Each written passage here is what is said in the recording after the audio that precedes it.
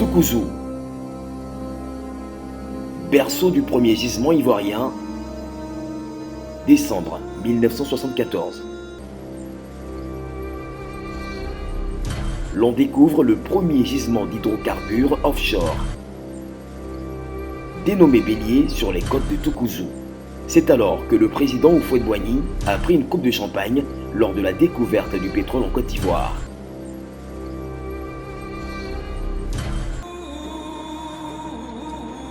Dans cet élément, vous entendrez des témoignages chocs de personnes qui étaient au cœur de l'aventure.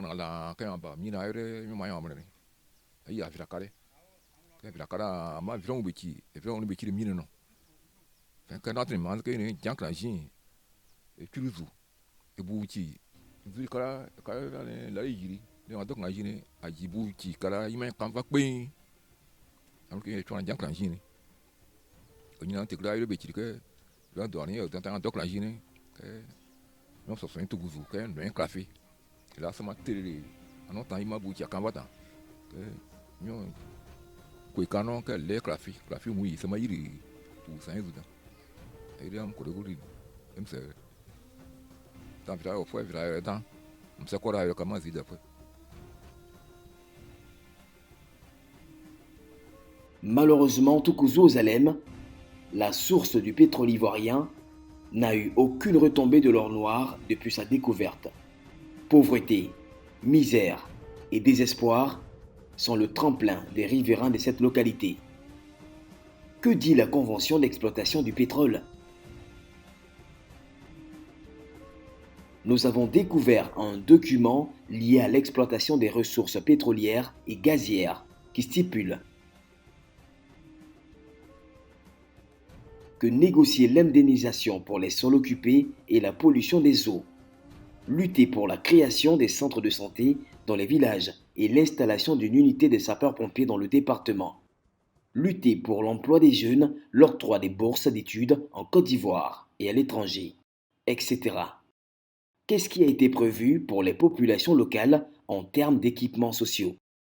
Quel rôle joue l'État pour préserver les intérêts des populations? Dans le temps, les grands-parents étaient dans l'ancien village. Et lorsqu'ils sont déplacés pour venir dans le nouveau village, tous les jours, ils sont obligés d'aller à l'exploitation, puisque c'est là où se trouve leur bien.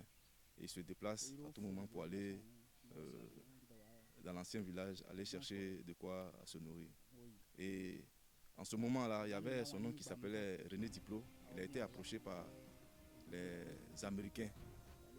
Et ceux-ci l'ont pris comme étant un vigile. C'est lui qui veillait sur le site. Un beau matin, eux, ils arrivent dans leur plantation, ils ont vu un pilier fait en béton. Ils savent que ce sont les Américains qui sont venus installer, mais personne ne les a approchés pour leur dire non, que voilà ce que je veux faire sur votre espace ou bien dans votre champ et tout. Ils ont vu, eux aussi, ils n'ont pas demandé. Ils étaient dans leur quotidien. Et puis, un moment après, son oncle René Diplot ne venait plus sur le site pour la surveillance. Et comme tous les jours, il passait à son grand-père, un jour, les gens l'ont touché. Et il s'exprimait en anglais. Et ils avaient un traducteur qui était avec eux. Alors ils ont demandé si, lui étant plus jeune et valide, pouvait prendre la place de son oncle qui a laissé le site sans surveillance.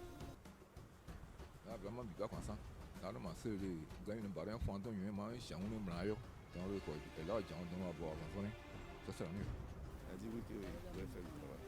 C'est en ce moment qu'ils ont fait une palissade en paille. C'est là qu'ils ont leur petit site où ils restent pour faire la surveillance. Et avant ça, les gens s'étaient passés avec leur pick-up et Land Rover. Ils passaient ici tout le temps. Et puis bon, ils ont installé des dynamites.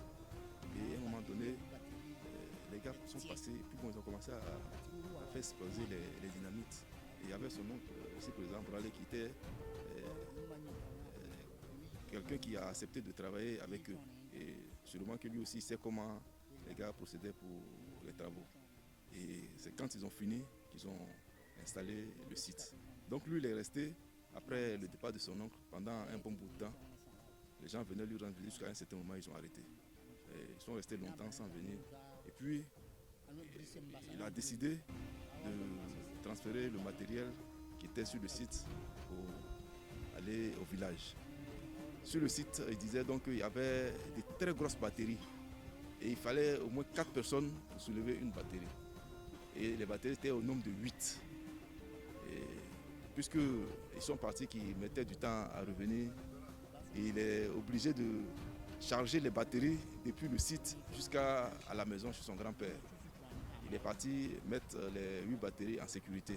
Les gars sont restés très longtemps après, ils sont venus. Et quand ils sont venus, ils ont demandé à le rencontrer et ils sont partis.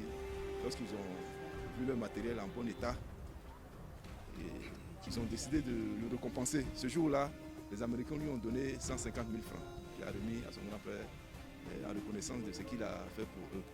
Et après ça, ils sont partis. Et depuis qu'ils sont partis, nous n'avons plus jamais eu de nouvelles en ce qui concerne le pétrole, jusqu'à ce qu'on apprenne qu'à Krafi, les gars sont de construire une station pour le site du pétrole. Et pendant un très bon moment, les gars ont installé des tuyaux, 2 rangées de tuyaux depuis Krafi jusqu'à Vridi. Depuis Krafi, tous les villages, à partir de Krafi jusqu'à Vridi, il y a des jeunes qui ont été engagés pendant ces travaux-là. L'installation des tuyaux, là. Les jeunes ont été engagés, ils ont été rémunérés pendant tout le temps que les gens installaient les tuyaux. Donc ça veut dire que depuis toujours, les gens ils ont toujours profité des retombées du pétrole depuis les installations. Parce qu'en ce moment-là, c'était Yassé Grégoire Philippe qui était, il était, qu'est-ce qu'on peut dire, le gourou et de Jacquesville. Et il était la 2e personnalité du pays.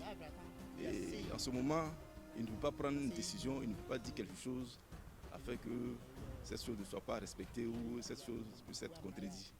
Donc, puisque Yassé a dit que la station, c'est à Krafi, ça doit s'installer, et Krafi étant dans le département de Jacquesville, et étant à Toukouzou, là où on dit qu'aujourd'hui la plateforme est de Grand Laou, il était obligé d'accepter que ça soit à Jacquesville et c'est ce qui est officiellement reconnu. Et là où se trouve la plateforme, jusqu'en bordure où se trouve la borne, ici à Toukouzou, à Bouki précisément, ça fait 9 km. Mais selon les informations que nous avons, la station de Krafi jusqu'à la plateforme, ça fait 24 km. On voit déjà que, c'est ce que je disais, pour les techniciens, ils savent. Mais pour nous les novices et nous les ignorants, on voit la chose comme ça et on la prend comme il se doit. Donc, Segui étant sur place, lorsque les Américains arrivent, c'était en communication avec les gens sur la plateforme. En ce moment, c'était en construction. Les gens parlent anglais et ils ne comprennent pas. Mais ce qu'il sait, et l'information qu'il a eue, il sait que d'ici Bouti, là où se trouve la borne, jusqu'à la plateforme, ça fait 9 km. Donc ce sont des précisions qu'on a besoin de savoir.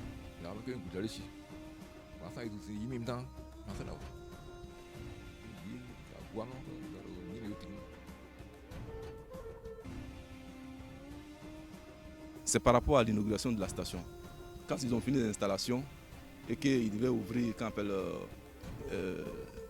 ils devaient ouvrir depuis Vridi, il fallait inaugurer la station ici. Et ce jour-là, le chef de Toukouzou a été invité à l'inauguration.